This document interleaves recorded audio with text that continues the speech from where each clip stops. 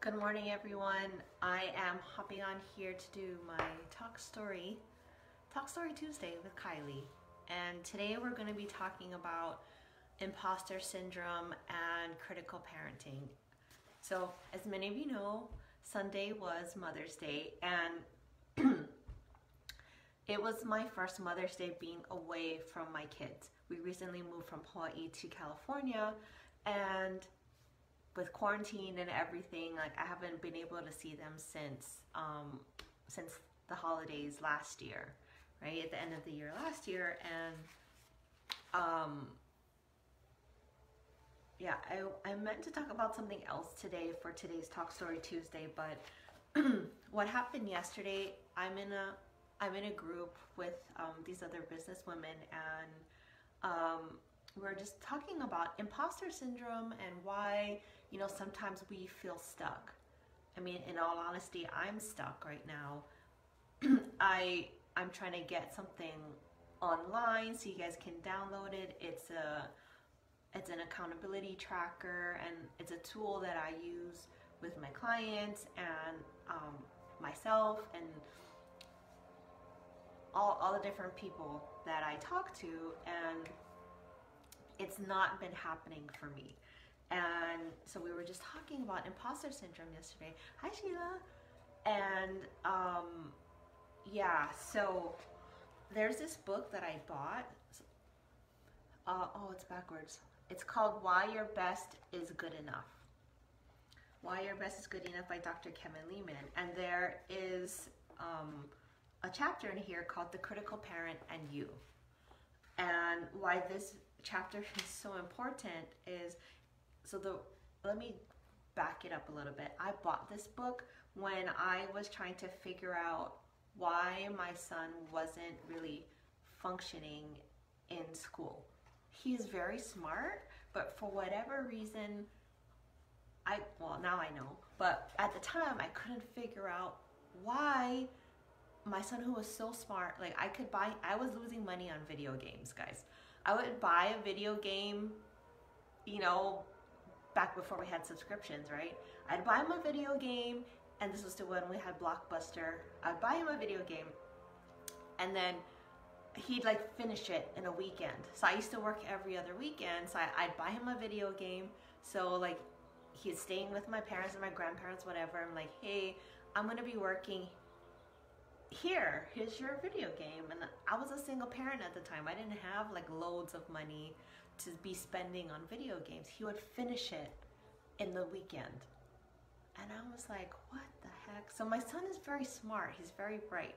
But I couldn't figure out why he wasn't turning in his homework, why, we would do the homework. I mean, we would sit down and we would do it. And this was when I was working 12-hour shifts. I would leave the house at 4 a.m. I'd get to work. I wouldn't come home, so I would leave the whole house when it was dark and would come home when it was dark. And then I would have to do all the mom stuff, right? And then try to get to bed on time so that I could wake up in the morning to get to work. So, with the limited time that I had to do homework with my son, we'd do it. I'd put it in his bag, and then I would get an email from his teacher saying, hey, your son is missing these assignments. And I'm like, what? We did all of those. I remember that we did all of them. And I couldn't figure out why, he was failing, why he wasn't turning in the work, or was getting lost. We didn't have a dog, so the dog didn't eat his homework. You know what I'm saying? And at the time I moved in with my grandma. There's a elementary school right across the street. So I could literally walk them to school in the morning. Anyway, I was like, what is happening? I just wasn't physically able to be there sometimes because I had to go to work. Sometimes I work nights, weekends, days, all of that. And I was really running on empty. And as we're kind of talking about imposter syndrome yesterday in one of my mastermind calls, someone brought up that they were really struggling with getting themselves out there. And like I shared at the beginning of this, I'm struggling a little bit with getting my stuff out there. And I have a bookshelf back there. this book was on that bookshelf, and when she was talking, so we were talking about this thing that it's a hashtag we were using with my Asian friends. It's called Asian shame. And so if you're Asian, give me a holler, give me some press, let me know if you're feeling me, because what we were talking about, yes, so all of us were Asian pretty much, except for one girl in the group. And for Asian people, it's either first or you failed, right? Either you're number one or you're just a loser. And there's this whole concept where people who are not Asian don't understand what, that whole thing about Asian shame versus just regular shame. And so there's even this thing in Japanese culture, if you bring shame to your family, it's better to commit suicide than to bring shame upon your family. It's in the book 47 Ronin, and well, there's a movie, right, with Tom Cruise on 47 Ronin, where they all commit it's like a ceremonial suicide thing that they commit so that they don't bring shame upon their, I don't know. It's a whole thing. You can go read it. And so we were talking about Asian shame, and I was like, oh my gosh, I totally forgot about this book. And it just talks about, when our parents are critical, and that's why I'm talking about it today instead of going over my time wheel like I had planned to, because Mother's Day was on Sunday. And, for those of us who didn't have really good relationships with our moms, sometimes I feel jealous for the people who had really good relationships with their moms, because I can see the difference. I can see the difference. Yes, hashtag Asian shame. I can see the difference between women who have really good relationships with their moms and they're super close to their moms, and their moms are their best friend. And then people who don't have a good relationship with their mom, and how you can really see that these women struggle with identity, they struggle with self-worth, and they struggle a lot with imposter syndrome. And I know this because my sister and I are 16 years apart. So I was the first, and then my parents got divorced, and my mom got remarried, and she had 2 more kids. Okay? And so my sister grew up with, my mom was a different parent. And I know some of you can understand this. So my mom was a different parent by the time my sister came around. When I came around, she wasn't ready to be a mother. Just like I wasn't ready to be a mother when I was 18, when I had my son. And so, the mother that I am now, or the mother that I was for my daughter, was a whole different type of parenting, or I was a different person, because I had healed some of the wounds, and I'm a different mom now that I've got more intimate. Yeah. And so this whole thing about having a relationship with mom and how it affects us and growing up, I'm a data-driven person as well. So I look at people, and I just randomly collect data in this part of my brain, and I don't know if there's scientific evidence about this, but this is just something that I've come up with in watching and seeing people, and just seeing how people relate to other people. And this is what I noticed in my relationship with my mom, and my sister's relationship with my mom, right? I grew up with a lot of imposter syndrome. So I was raised mostly by my stepmom, who, God bless her heart, our relationship has healed since, back then. But there was a lot of, I am super talented, I'm gonna own that. But there was a lot of doubt and negativity that was kind of overshadowing my life. So there's this phrase that I remember her saying to me. It's you're book smart, but you have, you don't have any common sense or street smarts. Because she grew up on the street, she hustled and whatever, and when it came to me, my nose was always in a book. And so this is where the critical parent and the words that a critical parent has spoken over you, that is directly tied to imposter syndrome. Hi, Nicolette. And right, so this negative stuff that my mom, my stepmom was speaking over me, right? I held on to it. I thought I am smart, but I'm only book smart. And then when I didn't go to college, I was like, I had a baby and I couldn't finish college, and I was like I felt like my world ended at that point. And I'm like, I'm nothing if I don't go to college, because I am only book smart. I am not street smart. I don't have any common sense, right? And you can see, like, it still affects me to this day. And I'm sure my stepmom doesn't even remember saying any of those words to me, but it stings. So just drop a 1, drop a heart or whatever, give me some hearts if you know that words that your parents may have spoken, you know, out of emotional anger or whatever, or they're just frustrated and they spoke something over you, but it's still resonating, it's still affecting you to this day, right? So critical parenting and imposter syndrome go hand in hand, right? And right?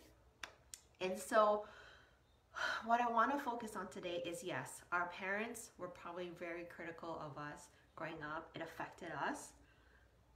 And generationally, how is that affecting our children? And so just using me as an example, right? I was, you know, I'm just going to say, like, I'm very smart. I'm very talented. Out of, you know, just so that you guys know that I'm not, I mean, people who know me know that I am, but for the ASVAB score, right, for the military entrance exam, the overall score, high score, is a 99. I scored a 98 out of a 99. Of course, there's all the other subcategories and stuff in there, but I scored very high. You know, and even at that point, I didn't think that I was good enough. You know, I got my dream job. I wanted to be a psychologist, therapist when I grew up. So having a 98 out of a 99, I could have picked any job that I wanted. And I chose mental health, and because that's where I wanted to be when I grew up. And I still didn't feel like it was worth it.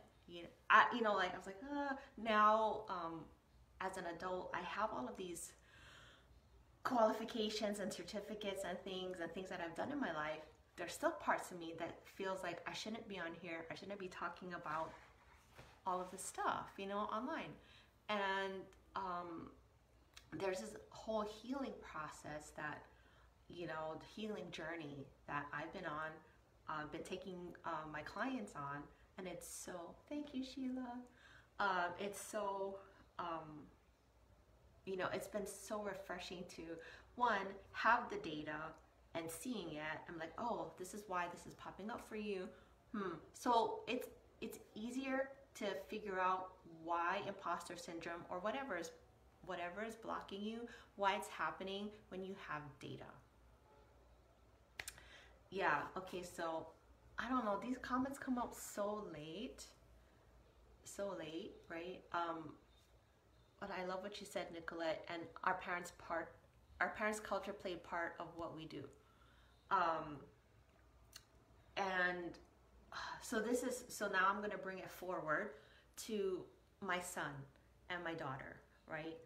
So, which is why I bought this book. I listened to Dr. Lehman on Focus on the Family on the way to and from school. Like, that's the time where I was driving my kids to and from school, and I heard Dr. Lehman talking about this, this whole perfectionism and critical parenting, and I was like, whoa, I need to buy his book.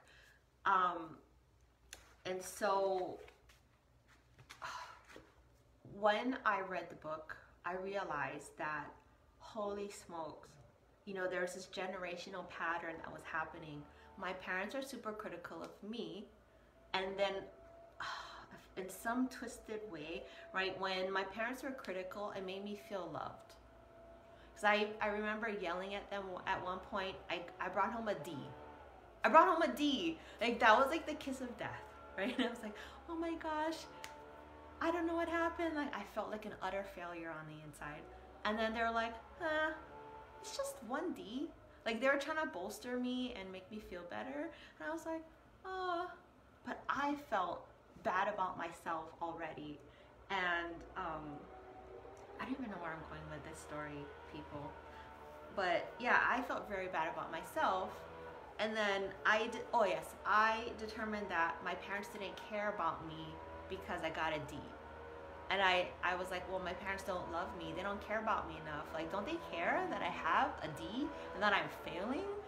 Well, in my mind, I was like, oh my God, I'm going to fail. I'm never going to go to college. I'm never going to get into the schools that I want to get because of this 1D on my report card. And I was like in a mess, you know, and they were kind of downplaying it. But see, at this point, I had determined that when my parents were critical of me equals love.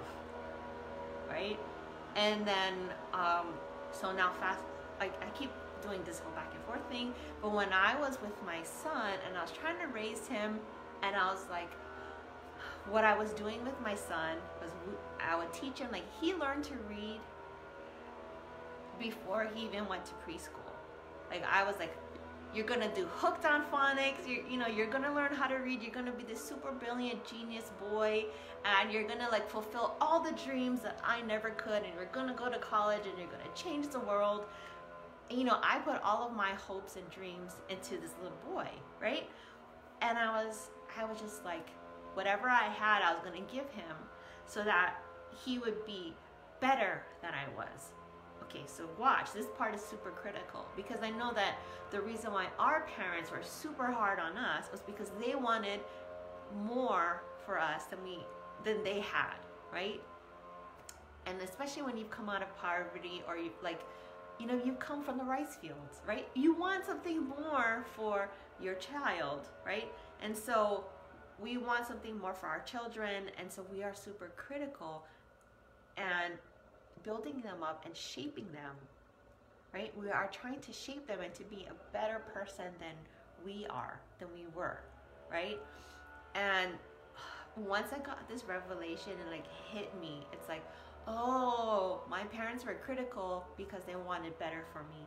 And I am super critical on my kids because I knew intrinsically that this is why I am critical on my children, because I just want the best for them. Like, I don't care, come hell or high water, they are going to have a better life than I have. And if it takes me being super critical, super like, do better, and just really harping on them to just do better, like, you're better than this, you can get a better grade, you can do this. It's the carrot, right? You dangle the carrot in front of them, or you have this goal and the bar, right? And you keep raising the bar higher and higher and higher. But what does that do to a person? So this is the part we're talking about in the mastermind. But when we keep raising the bar for other people, ourselves, whatever, we never achieve a goal. And what does that do to us? What does that do to us on the inside? It makes us feel like we're always failing. We're always failing, right? And if you look at the whole concept of imposter syndrome, right? The whole concept of that is we are super successful, right? We're super successful, but we never think we've achieved anything. Like, in the back of our minds, we have never achieved, we've never arrived, or we're never going to arrive, right? Because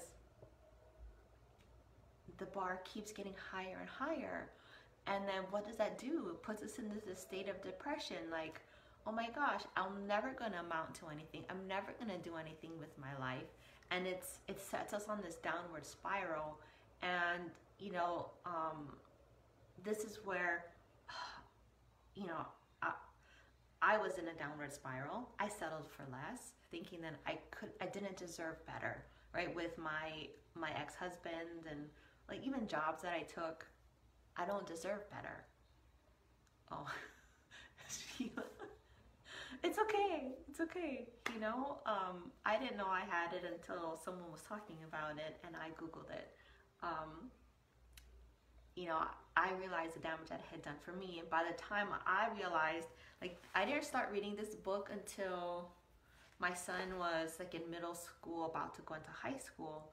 And my daughter was in elementary school.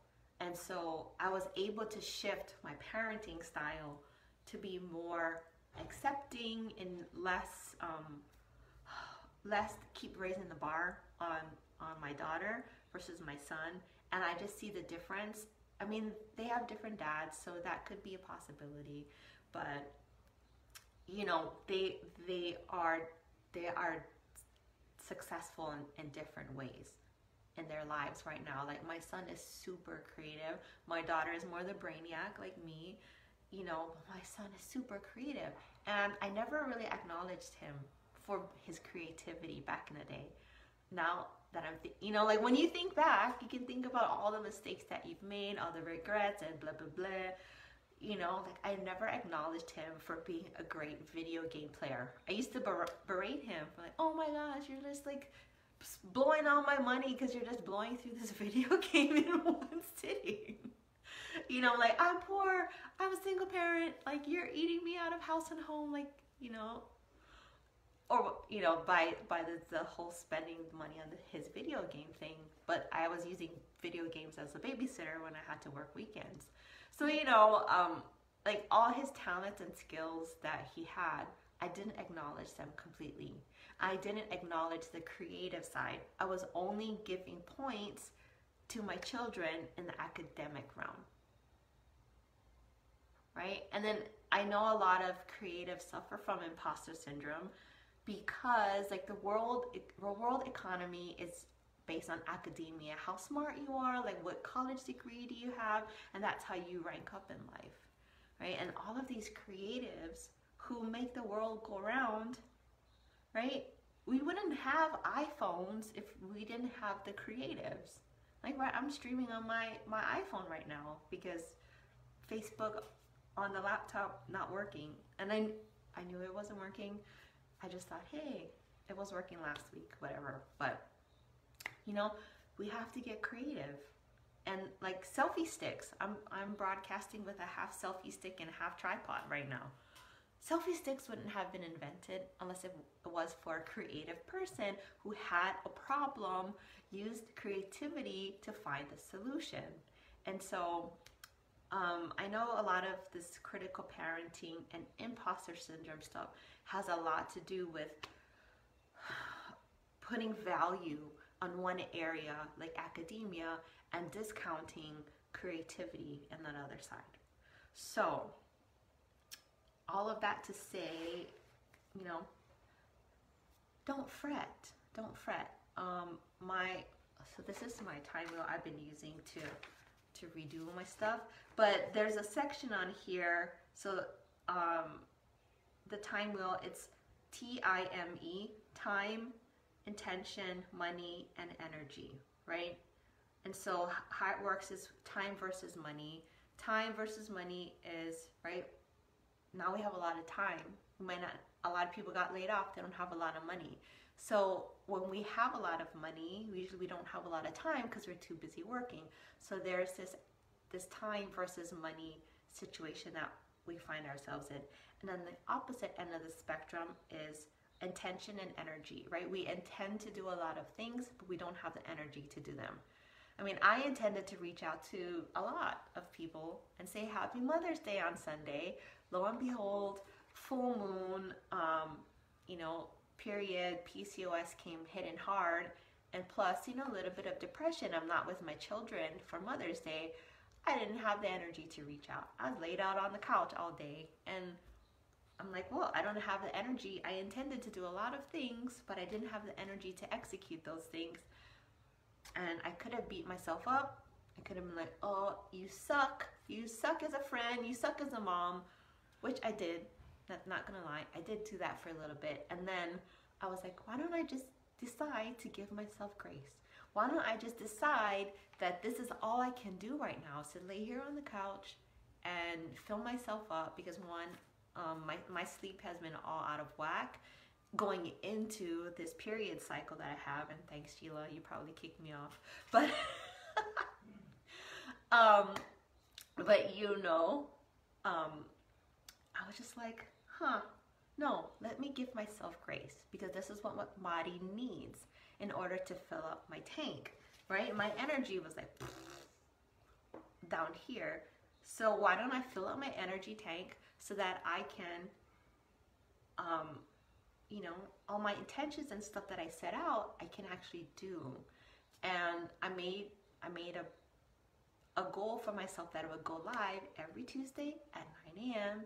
And yesterday I was still kind of feeling a little off, but you know, I'm like, I'm gonna just stay firm to my goals and what I set for myself, and I'm gonna come on here at 9, even though it was a little bit after 9, because, you know, technology, but it's okay. You know, I mean, other big people, like everyone and their mom is having issues streaming live on their laptops right now because Facebook changed the algorithm. So if like it's affecting them, of course it's gonna affect me. I thought I could be smart and be like, oh, if they can figure it out, maybe I can. Whatever. That's just pride talking. That was just pride talking. So I spent some time fiddling with my laptop before I got on here. Like, no, I have a solution. I have a tripod. I have a selfie stick attachment on my tripod. So, hello, plug it in, use it, use what you have, use your creativity to find a solution. Just do the thing. So, let me know if you are stuck in imposter syndrome and, you know, you feel like you want to just talk about it. And be like, oh my God, do I have it? Do I not have it? You want to chat? Leave me a DM. You want to talk about it? Like, we can totally talk about it on the side. So that's all I have for you today. Go forth and prosper and have a blessed day. Thank you. Bye.